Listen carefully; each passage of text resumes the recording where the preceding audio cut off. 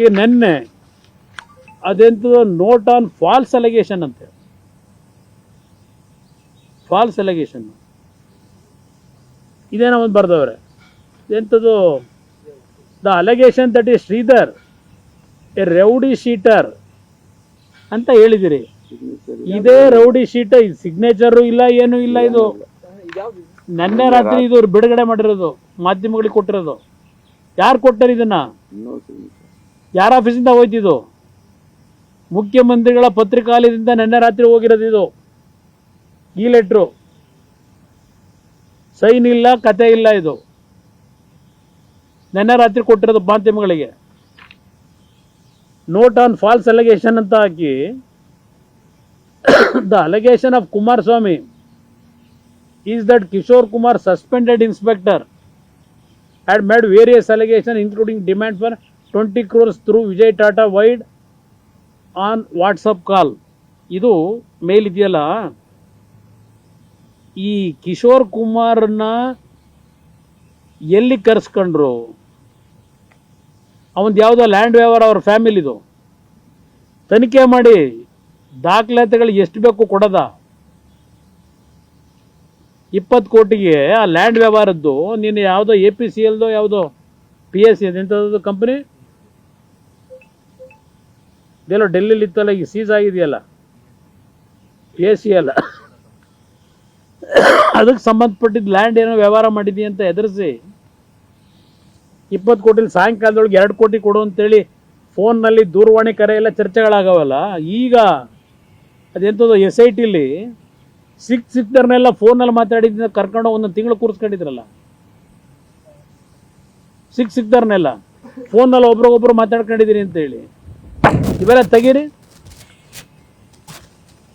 ಈ ರೌಡಿ ಶೀಟರ್ದು ಇವತ್ತು ಹೇಳ್ತಾ ಇದ್ದೀರಪ್ಪ ಇದರಲ್ಲಿ ಸಿದ್ದರಾಮಯ್ಯನವರೇ. ಯಾರು ನಿಮ್ಮ ಆಫೀಸಿಂದ ಮಾಡಿದೋ, ನಿಮ್ಮ ಯಾರು ಪತ್ರಿಕಾ ಸೆಕ್ರೆಟರಿ ಕೈಲಿ ಮಾಡಿಸಿದ್ರು, ಯಾರ ಕೈಲಿ ಮಾಡಿಸಿದ್ರು? ಇವೆಲ್ಲ ಈ ಲೆಟರ್ನ ನೆನ್ನೆ ಬಿಟ್ಟಿದ್ದಾರೆ ಕೆಲವು ಮಾಧ್ಯಮಕ್ಕೆ. ಪಾಪ ಯಾರು ಸೀರಿಯಸ್ ತಗೊಂಡಿಲ್ಲ ಇದನ್ನ. ಈಗ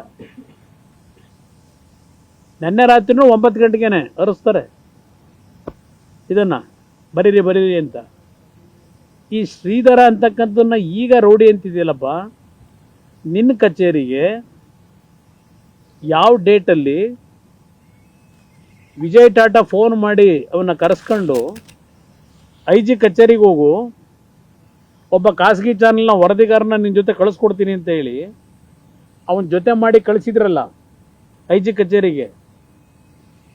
ಅಲ್ಲಿ ಕರೆಸ್ಕೊಂಡು ಈ IG ಯಾರೋ ರಾಕೇಶ್ ಅಂತ ಇನ್ಸ್ಪೆಕ್ಟರ್ನ ಕರೆದು ಬರೀಬೇಕು ಅಂತ ಹೇಳಿ ಡಿಕ್ಟೇಷನ್ ಕೊಟ್ಟು ಬರ್ಸಿದ್ರಲ್ಲಪ್ಪ.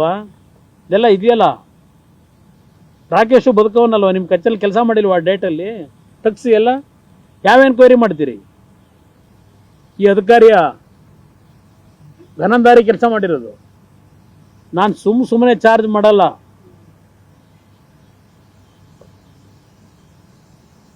ನಾನು ಗವರ್ನರ್ನ ಕಚೇರಿಗೆ ಅವಮಾನ ಮಾಡಿ, ಗೌರವಾನ್ವಿತ ರಾಜ್ಯಪಾಲರನ್ನ ಕಚೇರಿ ತಲಾಶ್ ಮಾಡಲಿಕ್ಕೆ ನನಗೆ ಪರ್ಮಿಷನ್ ಕೊಡಿ ಅಂತ ಹೇಳಿ ಲೆಟ್ರ್ ಬರೆದಂಥದ್ದನ್ನು ಮಾಧ್ಯಮದಲ್ಲಿ ಲೀಕ್ ಮಾಡಿ ಯಾವ ಥರ ನಡ್ಕೊಂಡ್ರಿ?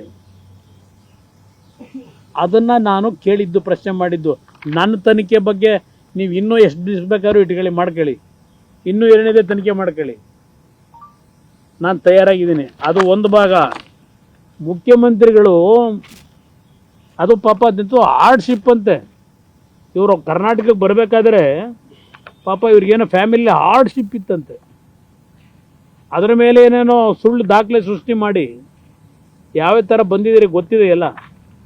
ಇದೆಲ್ಲ ಮುಂದೆಲ್ಲ ಚರ್ಚೆ ಮಾಡೋಣ, ಅದ್ರ ಬಗ್ಗೆ ಈಗ ನಾನು ಚರ್ಚೆ ಮಾಡೋಕ್ಕೆ ಹೋಗಲ್ಲ. ಇವತ್ತು ನಮ್ಮ ಮುಖ್ಯಮಂತ್ರಿಗಳು ಹೇಳ್ತಾರಲ್ಲ, ಅದೇನು ನನ್ನ ಗಂಗೇನಹಳ್ಳಿ ಪಂಗೇನಹಳ್ಳಿ ಅದೆಂಥದ್ದು ಹಿಟ್ ಆ್ಯಂಡ್ ರನ್ನು ಅಂತ ಹೇಳ್ತಿರಲ್ಲ. ಇಲ್ಲಿ ನೋಡಿ, ಇಲ್ಲಿ ಹೇಳ್ತಾರೆ ಇವರು IPS cadre of Karnataka on the grounds of extreme hardship. ಇದೇ ಥರ ಸಾವಿರಾರು ಜನ ಕೇಳ್ತಾರೆ, ಎಲ್ಲರಿಗೂ ಕೊಡ್ತೀರಾ? ಇದೆಲ್ಲ ಇರಲಿ, ಆಮೇಲೆ ಮಾತಾಡೋಣ. ಇಲ್ಲಿ ಪಾಪ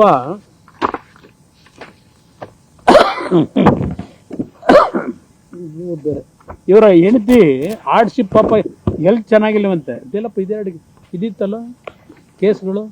ಇಲ್ಲಿ ಅವ್ರ ಹೆಂಡತಿ ಪಾಪ ಭಾಳ ಆರೋಗ್ಯ ಚೆನ್ನಾಗಿಲ್ಲವಂತೆ, ಹಿಮಾಚಲ್ ಪ್ರದೇಶದ್ದು. ಪಾಪ ಅವ್ರಿಗೆ ಆರೋಗ್ಯ ತುಂಬ ಕಷ್ಟವಂತೆ, ಜೀವಕ್ಕೆ ಅಪಾಯ ಅಂತ ಹೇಳಿ ಇಲ್ಲೆಲ್ಲೋ ನಿಮ್ಮ ಏಮ್ಸಲ್ಲಿ ಸರ್ಟಿಫಿಕೇಟ್ ಮಾಡಿಸಿ ಕರ್ನಾಟಕಕ್ಕೆ ಬಂದಿಲ್ಲಪ್ಪ. ಏನು ಹಾರ್ಡ್ಶಿಪ್ಪು, ಯಾವ ಕಾಯಿಲೆ ಇಲ್ಲ. ಈಗ ಸರ್ಕಾರದ ಕೆಲವು ಕಾರ್ಯಕ್ರಮಗಳಿಗೆ ಪ್ರೈವೇಟ್ ಏಜೆನ್ಸಿ ಮಾಡ್ಕೊಂಡು ಟೆಂಡರ್ ಹಾಕೊಂಡು ಏನೇನು ಮಾಡ್ಕೊಂಡಿದ್ದೀರಿ ಎಲ್ಲ ಡಾಕ್ಯುಮೆಂಟ್ ಇಟ್ಟಿದ್ದೀವಿ. ಇದು ಹಾರ್ಡ್ಶಿಪ್ಪು. ನ್ಯೂಸ್ ಫಸ್ಟ್ ನಿರ್ಭೀತಿಯಿಂದ ನಿಮ್ಮ ಪರವಾಗಿ.